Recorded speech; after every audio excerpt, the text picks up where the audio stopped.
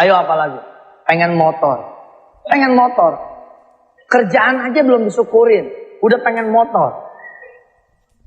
Bagus kalau dia berdoa. Dia nggak berdoa. Dia cari leasing. Kata Allah begini. Allah berfirman nih begini.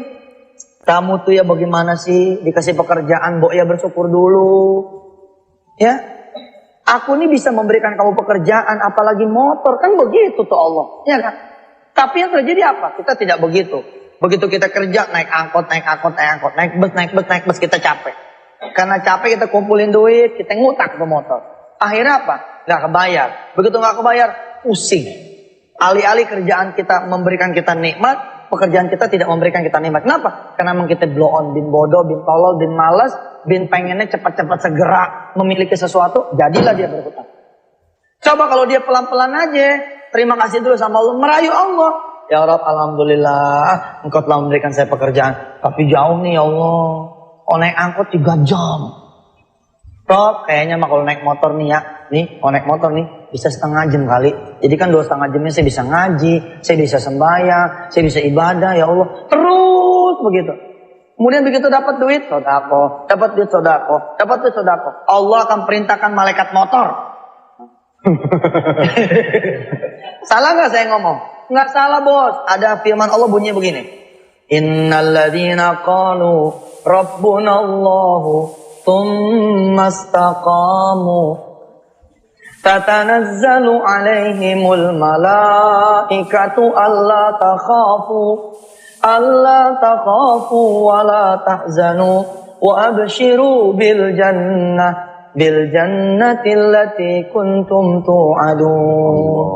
Siapapun yang udah dekat sama Allah, dia deketin terus Allah, dia istiqomah bersama Allah, tatanazzalu alaihimul malaika, Allah akan kirimin buat dia malaikat. Salah nggak kalau saya bilang Allah ngirimin kita malaikat motor? Enggak. Kita pengen jalan, tiba-tiba ada orang bilang begini, saya mau pulang kampung mas, agak lama nih 3 bulan, nggak mungkin motor saya bawa. Daripada nggak ada yang panas-panasin, mas pakai deh. 3 bulan kita yang pakai motor, gak usah kredit tuh. Kita doain aja dia nggak pulang-pulang dari kampungnya nggak? supaya dapatnya. Bener loh. Sekarang nih kacau-kacau. Saya bilang kacau. Pergi haji aja ngutang. Saya terus terang ya, saya hormat sama bank yang memberikan pinjaman-pinjaman haji. Saya hormat. Tapi saya lebih hormat lagi sama bank-bank yang turun aja ke bawah, jangan membuat sesuatu orang pergi haji jadi ngutang. Turun aja dia ke majelis taklim, kemudian dia bilang begini, bapak-bapak, ibu-ibu pengen berangkat haji? Pengen. Nah kalau pengen begini, nabung di bank saya ya. Tapi jangan buat haji, nabung nawaituin buat orang-orang yang susah. Nanti begitu setahun nih Ramadan besok, ambil duitnya, kemudian sedekahin. Insya Allah, kayaknya belum sempat diambil Ramadan berikut pun Allah sudah berikan situ jalan buat haji. Gitu, ini merusak. Saya mohon maaf ya, saya betul-betul nih saya nggak redok tuh sama bank-bank yang pada nawarin umroh ngutang, haji ngutang. Ngapain sih? Bikin bangsa gua nih emang segala apa ngutang. Saya sebel nih bener.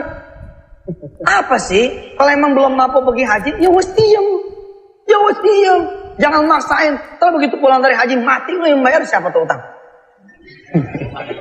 Kenapa tidak diajarkan kepada jamaah? Ya kita semua sholat duha, habis sholat duha, ya Rob pengen pergi haji. Sholat malam, ya Rob pengen pergi haji. Terus ngelihat TV. Ini TV nggak nganterin ke Mekah nih, kalau saya liatin doang. Baik, saya jual aja deh.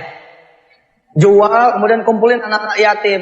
Sambil nangis kita bilang sama anak yatim, nah kamu tahu nggak, emak nih, ya bapak ngasih makan kamu nih, jual TV, doain emak ya, doain bapak ya, supaya ini makanan yang bapak kasih ke kamu ya Allah, dibayar sama Allah dengan tiket ke Mekah, jadi tuh, kawin ngutang, Allahu Akbar.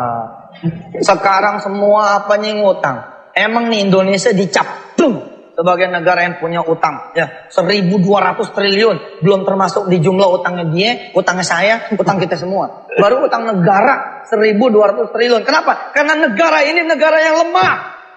Negara lemah saya bilang. Apaan tuh? Dia pinjam sama negara asing. Ketahuan kita banyak nih duitnya. Kenapa sih kita nggak dagang? Usaha. Jangan utang. Udah gitu celakanya bayar utang pakai utang. Gali lobang, Bukan, gali lubang, gali lagi empang. Kalau gali lubang, tutup lubang namanya impas. Ini gali lubang, yang kita gade apa? Yang kita gade tambang emas, yang kita gade tambang batu bara, yang kita gade perusahaan-perusahaan multinasional yang dibeli sama asing, duitnya murah. Itu tuh negara kita tuh. Kita contoh negara kita, gagal dia negara kita. Karena negara kita bukan negara duha, bukan negara tahajud, bukan negara sedekah, bukan negara birrul walidain, bukan negara berjamaah di masjid, tapi negara yang bawaannya ngutang dan ngutang. Kalau presiden yang besok nih, kalau emang dia bakalan yang ngutang, siapapun nih presidennya, mau nanti Mega yang jadi kek, mau nanti SBY yang jadi kek, kalau yang jadi Yusuf Kala kek, kalau sampai nanti dia berhutang, kita musuhin. Saya nggak baik nih ngomong begini pagi-pagi ya. Masa Ustadz musuhin orang, biarin, biar dia denger. Kalau sampai dia nanti kebijakan utang, kita nggak redo nih, negara kita nggak redo. Lebih baik, woi presiden yang baru, mari tiap malam Jumat yuk yasinan nama kami semua se-Indonesia. Presiden yang baru, yuk kita sholat duha bersama-sama se-Indonesia. Masa 200 juta penduduk Indonesia ya yang dibawa kepemimpinan Anda nggak mampu berdoa yang dikabulkan oleh Allah Subhanahu Wa Taala? Woi presiden, kami siap puasa Senin Kemis. Lalu kemudian ketika berbuka, kami berdoa supaya negeri kami ini bebas hutang tanpa lagi hutang yang baru. Bohong aja itu orang ngasih utang, nggak ada kepentingan bohong. Kita aja Pak kalau ngasih utang kan kita pengen ada lebihannya. Ketika kita minjem sama rentenir apalagi surat tanah kita dipegang, bayaran udah tinggal dikit tetap dihajar. Coba berasa nggak kredit mobil saudara? 36 bulan nih perjanjiannya, 30 bulan lebih saudara-saudara itu tepat waktu. Di bulan ke-31 saudara nggak bayar. Di bulan ke-32 saudara nggak bayar. Di bulan ke-33 dengan kejamnya mobil itu kemudian disita tanpa kita punya hak sedikit pun. Disodorkanlah, nih perjanjiannya begini. Kalau saudara tidak bayar, maka aset itu milik kami. Jadi kalau ada orang yang nawa itu dari awal, Mas saya pengen kawin nih, bisa nggak pinjemin saya duit? Tabok aja tuh orang. Iya benar. Bangsa ini, omongan saya jangan hitam putih ya. Nabok tuh bisa dengan omongan yang kita pahit kayak begini. Dengan sikap. Udahlah, Mas, kapan kawinnya? Agustus, Bang Haji. Sekarang bulan apa? Bulan Juni. Aduh, masih jauh tuh. Juli, Agustus, masih ada sebulan setengahan. Udah deh. Nanti malam datang sama Bang Haji kita sholat malam. Yuk, Bang Haji mau doain supaya situ kawin gak perlu ngutang. Celaka. Sekarang ibu-ibu, bapak-bapak di rumah masing-masing cek. Jangan-jangan toilet boleh ngutang tuh. Kloset boleh ngutang. Kenapa? Karena kita beli pakai kartu kredit lah. Seisi rumah nih, utang semua isinya. Kita senengin istri kita juga ternyata pakai utang juga. Sudahlah Mas, Mbak, Pak. Saya ngomong begini karena saya capek, mau utang capek. Saya kasih tahu. Kalau udah kejebak utang, capek. Lihat bangsa ini. Puluhan tahun nih nggak bergerak. Ya, sebab dia utang. Presiden yang baru ngomong, ini utang lama sih. Presiden yang baru lagi, ini utang lama sih. Ya sudah, makanya jangan ditiru yang salahnya. Mari kita sama-sama nanam singkong kita jual. Mari kita sama-sama nanam ubinya kita ekspor. Mari kita cari di mana tambang-tambang kita yang masih berhasil. Tambang ini kemudian kita panggil negara-negara yang pengen mengimpor dari kita. Bilang sama dia, lu mau tambang gua? Sini, bayar DP-nya. Selesai juga tuh. Nggak perlu kita begini begitu ya. Ya baik. Maaf nih pagi-pagi ya udah marah-marah ya. Biar pada bangun. Baik Ustaz, pemirsa yang dirahmati Allah, kita akan lanjutkan kembali kajian kita tetap di nikmatnya sedekah. Baik pemirsa, selamat bagi Anda yang baru saja menyaksikan acara ini, acara nikmatnya sedekah. Tadi Ustaz sudah katakan bahwa begitu statement Ustaz tentang hutang begitu keras dan tegas sekali. Sekarang begini Ustaz, kalau seandainya ada orang yang dia mungkin memiliki sebuah ancang-ancang gitu Ustaz ya, dia punya gaji sekian, lalu kalau misalnya dia ngambil kredit rumah atau kredit kendaraan, tapi dia bisa tutupin dari hasil gajian di tiap bulan, apakah itu tetap nggak baik juga Ustaz? Kalau menurut Ustaz Alba sendiri gimana? Menurut saya, selama dia masih bisa, ini pun nanya ditanya lagi Ustaz. Jarang-jarang kan? Ini habis kehabisan suara. Jadi kalau menurut saya selama apa yang dia lakukan itu tidak menyusahkan dia dan dia yakin dan bisa dia jamin, silahkan. Tapi kalau sesuatu dia nggak tahu, kemudian nanti apakah dia dipecat atau segala macam, pertimbangannya lebih baik jangan. Karena saya teringat dengan Abu Bakar Siddiq, Umar bin Khattab ketika anaknya datang, dia ngeluh sama ayahnya, dia menangis, dihina sama teman-temannya, bajunya bolong-bolong.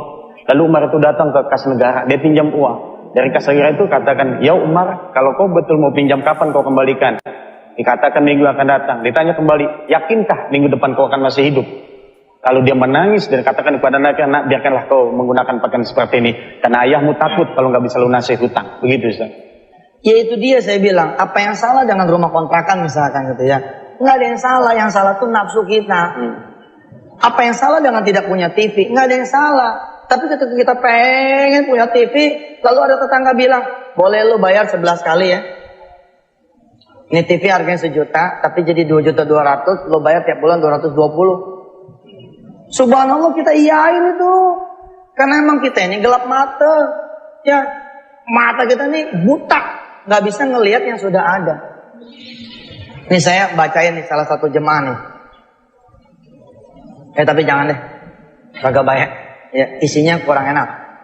Pokoknya manusia tuh nggak ada syukurnya. Manusia ini memang tidak ada syukurnya. Padahal gampang kata Allah. Syukuri dulu saja. Nanti aku akan tambah rezekiku untukmu. Wa itta'adzana rabbukum la in syakartum la azidannakum wa la in kafartum inna adzabi lasyadid. Dia kerja, dia kumpulin duit, dia dapat mobil tahun 95. Tapi hatinya nggak bisa ngelihat tuh 95. Hatinya ngelihat 2005. Matanya nggak bisa ngelihat dia punya mobil 95. Matanya ngelihat mobil yang 2005 terus. Pantatnya dia punya duduk nih. Kayaknya nggak ada syukurnya bahwa dia punya mobil tahun 95, yang lain belum punya mobil. Karena dia punya pola hidup seperti itu, akhirnya nih mobil nggak disyukuri sama dia. Yang ada bagaimana caranya ya mah, bagaimana caranya ya mah, bagaimana caranya ya mah, begitu terus. Akhirnya apa? Dua-duanya sepakat menjadikan mobil ini DP, jadi susah dia ngutang. Baik. Kemarin memang tidak ada AC, tapi tidak ada angsuran. Sekarang AC ada, tapi keringetan deg-degan. Kenapa? Karena mobil ini bakalan disita sama bank udah 2 bulan kagak bayar. Udahlah, betul yang Ustaz Albar bilang. Betul Ustaz Albar bilang. Biarin nak, begitu kata Umar Ibn Khattab. Biar kamu dihina, tapi kamu nggak punya utang. Mulia Ustaz. Oh, subhanallah. Baik Ustaz. Ada yang mau bertanya Ustaz? Silahkan. Yang sudah siap mau tanya tadi ada ya? Silakan. Iya, baik, silakan. Iya, langsung aja Mas. Assalamualaikum warahmatullahi wabarakatuh. Waalaikumsalam warahmatullahi wabarakatuh. Terima kasih kepada Ustadz. Dan nama saya Rasnandi Bisnu dari Lampung, Yayan Lampung. Alhamdulillah senang sekali hadir bersama-sama di sini. Yang ingin saya tanyakan adalah, yang pertama, ada orang yang berhutang, tapi biasanya orang yang berhutang itu kan udah meninggal duluan. Tapi ini kasus udah meninggal duluan. Udah meninggal duluan. Tapi ini kasusnya berbeda. Yang dihutangi itu meninggal duluan, bukan yang hutang ini. Nah, ini bagaimana yang membayarnya? Apakah dia mau bayar kemana? Apakah dia bersedekah untuk niatnya untuk membayarkan hutang yang telah dibayar, yang dihutangi itu seperti apa Ustaz? Ya, baik, terima kasih. Ya, Assalamualaikum warahmatullahi wabarakatuh. Waalaikumsalam warahmatullahi wabarakatuh. Baik, anggap aja begini ceritanya ya.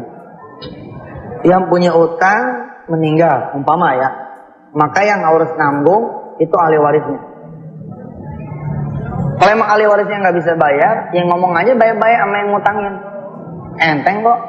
Kalau yang ngutangin ini bisa ngasih maaf, insya Allah selesai. Kalaupun nggak bisa ngasih maaf, dia bilang nggak mau, pokoknya bapak kamu tuh utang harus tetap bayar. Ya udah bayar aja. Insya Allah itu kebaikan buat orang tua kok.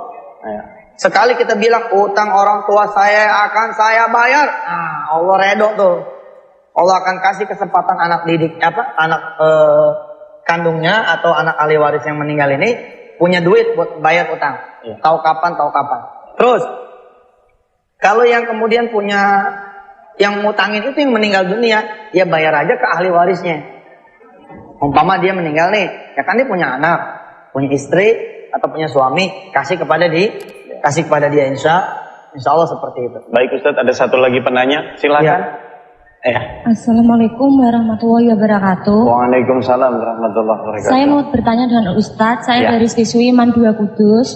Apakah dengan sedekah kita bisa menjadikan kaya supaya tidak akan terjadi utang piutang di negara kita atau di generasi kita? Terima kasih. Assalamualaikum. Baik Ustadz. Silakan Ustadz.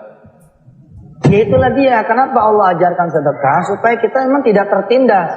Coba lihat struktur doanya ya. Struktur doanya lihat.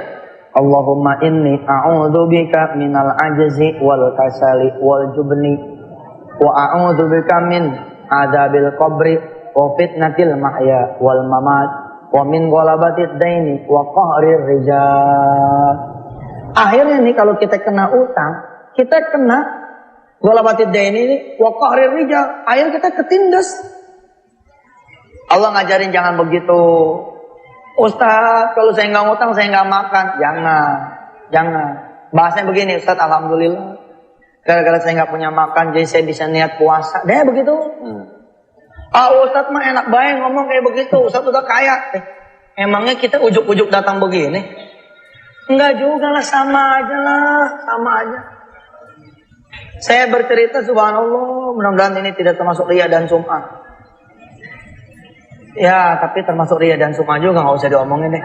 Pokoknya mah begitu deh. Ya. Malah saya acungin jempol kalau ada orang-orang yang bilang begini, Ustaz, saya office boy. Saya punya gaji cuma 400 Ustaz. Sedangkan di rumah saya ada ibu saya. Sedangkan di rumah saya ada adik saya yang saya kudu biayain. Ustaz, kalau kami nggak puasa Daud, niscaya nggak mungkin kami bisa sedekah. Ustaz, saking pengennya saya bersedekah, kami sekeluarga memilih puasa Daud Ustaz. Kami memilih jalan kaki ke tempat kerja kami dan ke tempat kami sekolah.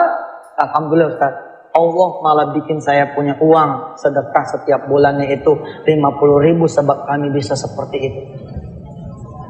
Saya acungin jempol. Tapi saya bilang, buat orang-orang yang udah punya makanan lalu bilang gini, naruh di mana ini makanannya ya? Oh, naruh di kulkas, kulkasnya belum ada. Ngutang. Sekarang pusat-pusat perbelanjaan itu memerangkap kita semua. Dengan dia kasih kita kartu kredit buat kita itu belanja. Akibatnya apa coba? Kita niat beli terasi, ya, yang enggak kita beli. TV flat kita nggak ada niat tuh buat beli itu. Tapi gara-gara di kantong kita ada kartu isinya 10 juta nih, kita belanja. Mestinya kita bilang nih, say no to hutang, say yes to sedekah. Kita bilang enggak, gue udah kapok punya hutang. Ustaz, kalau saya nggak ngutang, mana mungkin saya bisa ngegedein usaha? Gue bilang sini. Ngegedein usaha tuh nggak perlu lu ngutang. Lu sholat malam lu gede tuh usaha. Lu sholat duha juga gede tuh usaha. Cuman emang kudu sabar. Jangan lu sholat duha baru sebulan 2 bulan lu pengen gede usaha. Lu jangan dong, tenang aja dulu. Ustaz, kalau saya nggak ngutang dari mana? Saya modal dagang dari Allah.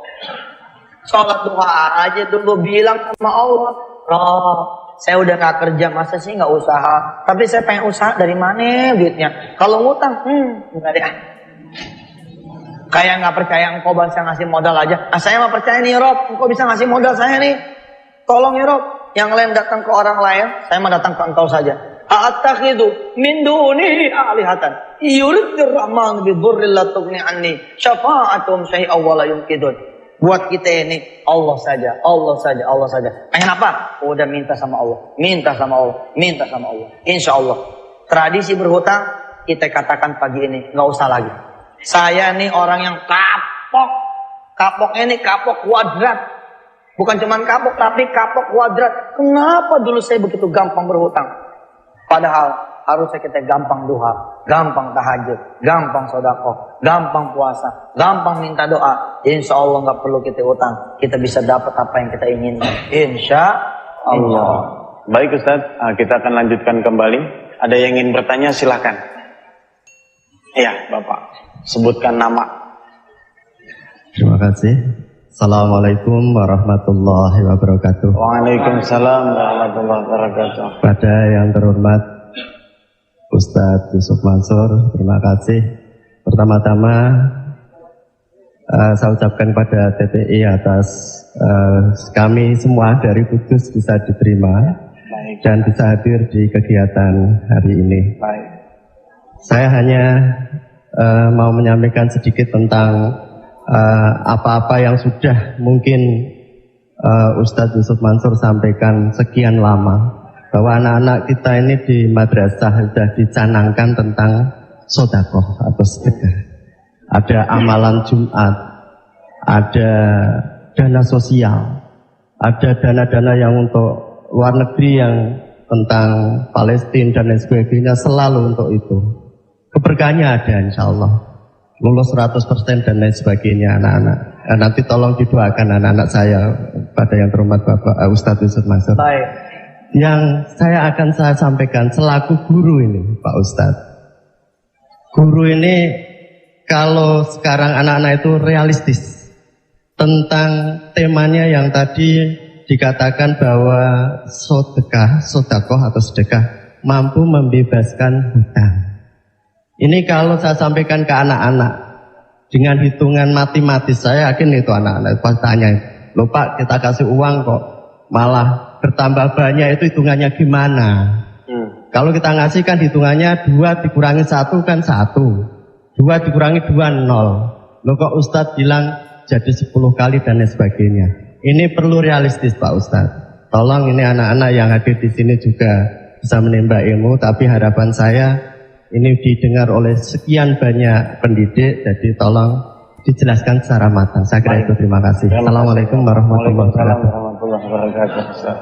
Iya, ini ada adik-adik kita ya yang masih hadir, masih mengikuti tayangan kita dari Kudus ya, asalnya dari 2 Kudus ya. Saya berdoa mudah-mudahan seluruh anak-anak Alia di seluruh Indonesia bisa mendapatkan kesempatan beasiswa ya ke Al-Azhar Kairo ya di Mesir, atau di Madinah, atau di Mekah, atau di Damaskus Syria, atau di Yaman Hadramaut, atau dimanapun, asal syaratnya ketika sekolah ikutin tuh gurunya sebelum masuk kelas sholat duha, atau ketika yang lain istirahat kita duha, yang lain bangunnya pas subuh, ananda semua bangunnya sebelum subuh, 1 jam atau 2 jam sebelum subuh, lebih better, lebih bagus. Kemudian mahabbah sama guru, mahabbah sama orang tua yang betul khidmatnya, sekhidmat-khidmatnya. Insya Allah, Jepang punya Allah, Amerika punya Allah, Australia punya Allah, Jerman punya Allah. Negara manapun sebagai destination kita punya Allah. Kalau Allah bilang, Jepang buka buat anak-anak yang pada tahajud kepadaku, terbuka juga tuh Jepang. Nggak perlu kita pakai cerita ke embassy segala. Banyak cerita. Ada, saya punya sahabat itu sekolahnya tuh di nama sekolahnya lucu, SMU Negeri Tinggi Moncong. Iya, nggak terkenal itu sekolah. Tapi waktu saya ke Jepang, ada dia di sana. Ternyata dia ngebeli beasiswa ke Jepang itu. Dengan setiap malam dia tahajud kepada Allah. Lalu dia berdoa kepada Allah, Rob, saya pengen banget beasiswa ke Jepang. Dia sebut lagi. Bahkan dia pahat di batu, di salah satu hutan di Makassar sana, di Sulawesi, di batu. Memang pengen ke Jepang begitu. Itu terjadi berangkat itu. Kenapa sedekah bisa begini dan bisa begitu? Karena memang itu sudah janjinya Allah Subhanahu wa taala. Saya membuat satu buku yang isinya adalah mengajarkan bahwa sedekah itu bukan kebetulan. It's a method. Dia adalah sebuah metode. Sebuah metodologi untuk mencapai sesuatu. Judul bukunya The Miracle of Giving. Keajaiban-keajaiban sedekah. Memang tidak cukup waktu kita untuk membedah di sini. Tapi ingin saya sampaikan bahwa sedekah itu memang menjadi penarik energi. Jadi ketika kita, dan secara psikologis juga benar. Umpama kita sakit nih, kita menderita. Suatu saat kita baca hadis, dawu marbakum bisadaqah, obati penyakit kalian dengan bersedekah. Kita-kita yang sakit ini jalan ke orang-orang yang sakit juga, tapi tidak bisa beli obat. Begitu kita kasih dia, hati kita jadi nyes. Ya Allah, kita sakit tapi kita masih dapat buat beli obat. Ini ada yang sakit nggak bisa beli obat. Saya sakit masih bisa dipapah sama anak dan istri. Ini dia sakit tergeletak di tempat tidur, nggak ada keluarganya. Akhirnya apa? Akhirnya kita udah seneng duluan. Kita miskin, kata Rasulullah, keluar. Cari yang lebih miskin daripada kalian. Beri makan tuh yang lebih miskin daripada kalian. Begitu kita keluar nih ngasih makanan yang kita simpen buat ntar malam. Tapi karena ntar malam masih jauh. Kita bismillah, kita cari siapa yang belum bisa makan di pagi ini. Begitu kita kasih, apa kata dia? Makasih ya Pak Haji, makasih. Jangan Pak Haji, saya masih miskin. Oh makasih Pak miskin. Makasih Pak, Bapak udah ngasih saya makan, anak-anak saya dari semalam belum makan. Subhanallah, saya miskin tapi semalam saya makan. Saya miskin tapi semalam saya kenyang.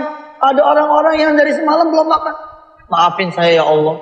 Kenapa saya harus khawatir dengan rezeki siang dan malam, sedangkan saya tidak bersyukur di rezeki yang semalam. Wah, luar biasa. Orang-orang yang gajiannya kurang dan kurang. Selama dia mikirin yang kurang, dia tidak akan pernah merasa cukup. Betul. Tapi ketika dia kemudian bismillahirrahmanirrahim, ya Allah, gaji saya kurang. Tapi kalau mikirin kurang melulu malah nggak bakalan bisa saya sedekah. Bismillah ya Allah, gaji saya 1 juta. Saya ambil nih 100 ribu. Saya mau sedekah kepada hamba-hambamu yang lain. Yang barangkali bukan cuma nggak punya gaji, tapi nggak punya pekerjaan. Rob, izinkan saya bertahan dengan duit 900 ribu ini. Selesai. Hiduplah kemudian yang prihatin. 5 anak, tadinya 5 potong ikan. Kompromi sama keluarga. Sudahlah, kita makan 1 potong saja. 1 potong ini kita bagi 5. Kita kalau perlu jangan makan mie 5 bungkus. Tapi makan mie 1 bungkus ber-5. Supaya 4 bungkus kita bisa sedekahkan. Seperti itu. Kita biasanya beli bensin full tank. Untuk 10 hari. Barangkali. Untuk 3 hari. Sudahlah. Isi bensin hanya untuk 1 hari. Jatah yang 2 harinya, biar urusan Allah kita sedekahkan. Luar biasa. Kalau kita mau berpikir buat bersedekah, niscaya kita benar-benar bisa bersedekah. Ada orang di Jawa ya, nih saya ucapin salam buat teman-teman Bani Adam Boyolali, buat teman-teman wisata hati di seluruh daerah. Barangkali pernah mengingat ada satu kisah, ada seorang tukang pijit di satu masjid di Jawa nih, saking pengennya sedekah, dia hadiahkan itu stiker sama minyaknya, itu buat satu pengembara yang lagi nyari kerjaan. Dipanggil ini si anak muda, sini, kamu tungguin stiker saya, kamu pakai minyak kelapa saya, kamu pijitin orang. Insya Allah seluruh hasil pijitan yang hari ini untuk kamu, tidak saya pungut sewa stiker dan pengganti minyaknya. Ada hamba Allah yang menyedekahkan bakul jamunya. Dia cuma punya satu-satunya bakul jamu sama satu-satunya gendongan. Gendongan dengan bakul jamunya ini dia kasih ke orang lain. Supaya orang lain itu bekerja. Luar biasa. Subhanallah. Ada orang yang punya lapak pecel lele. Saking pengennya sedekah, dia punya keluarga. Dia panggil ada iparnya. Apa dia bilang? Tungguin. Tungguin ini lapak saya. Tungguin ini warung pecel lele saya. Hasilnya ambil buat kamu. Allahu Akbar. Allah akan melihat orang-orang kaya yang bersedekah. Allah akan lebih melihat lagi orang-orang miskin yang bersedekah. Allah akan melihat orang-orang yang berkecukupan bersedekah. Allah akan lebih melihat lagi orang-orang yang kekurangan yang bersedekah. Allah akan bangga kepada mereka-mereka yang sehat dan mau menjaga sehatnya dengan cara bersedekah. Allah lebih bangga lagi untuk mereka-mereka yang sakit yang mau bersedekah. Allah bangga terhadap mereka-mereka yang tidak punya utang lalu mau bersedekah. Dan Allah lebih bangga lagi kepada mereka-mereka yang punya utang tapi juga tetap mau bersedekah. Hayo bangun. Bangun. Ingat Allah. Ustadz, hari ini temanya utang. Bagaimana kalau saya udah keterlanjuran sekarang punya utang? Lapor terus sama Allah. Pagi, siang, sore, malam lapor ke Allah. Sekarang subuh, sebentar lagi duha. Maju, sholat duha. Yang lain 2 rakaat, saudara mentokin 12 rakaat. Nangis ke Allah, ya Allah maafin saya, udah terlanjur sekarang berhutang. Rob, bukakan saya jalan rezeki supaya saya bisa membayar hutang saya. Kemudian jadilah orang yang kangen. Kangen sama apa? Kangen sama sholat lohor. Supaya kita bisa lapor lagi ke Allah. Sebelum azan kita sudah masuk masjid. Sholat sunat tahiyatul masjid. Habis sholat sunat tahiyatul masjid, doa. Kalau perlu ambil mic, kita yang azan. Habis azan kita sholat qobliyah. Kita zuhur berjamaah, ba'diyah. Berdoa lagi. Terus begitu. Insya Allah nggak ada yang terlanjur. Kecuali Allah akan bayarkan itu hutang. Tapi juga jangan jadi orang yang lemah. Ustaz, aneh udah 7 minggu nih duha. Ustaz, aneh udah 7 malam nih tahajud. Ustaz, aneh udah sedekah nih. Tapi mane. Bukan mane, lu sini. Pernah berzina nggak? Iya Ustaz, saya pernah berzina. Berapa kali? Nggak kehitung Ustaz. Udah selesai tuh. Diampuni nama Allah aja udah bagus. Dikasih kesempatan hidup aja udah bagus. Kejar aja dulu bertobat. Ustaz, saya nggak pernah berzina. Oke, kalau nggak pernah berzina, pernah nggak dimarahin sama orang tua? Iya tuh. Saya pernah dimarahin sama orang tua. Baik, minta ampun sama orang tua. Minta maaf sama orang tua. Supaya rezeki kebuka. Pokoknya mah terus ke Allah. Terus ke Allah. Sama seperti nasihat saya kepada diri saya. Dan kepada orang-orang yang belum berhutang. Jangan berhutang. Ke Allah terus. Nah, kalau sudah terlanjur, ya ke Allah aja lagi. Insya Allah. Dari punya utang, menjadi punya uang, gampang buat Allah mah. Gampang. Tinggal dihapus huruf T-nya. Huruf T-nya dihapus, dari punya utang jadi punya uang. Insya Allah.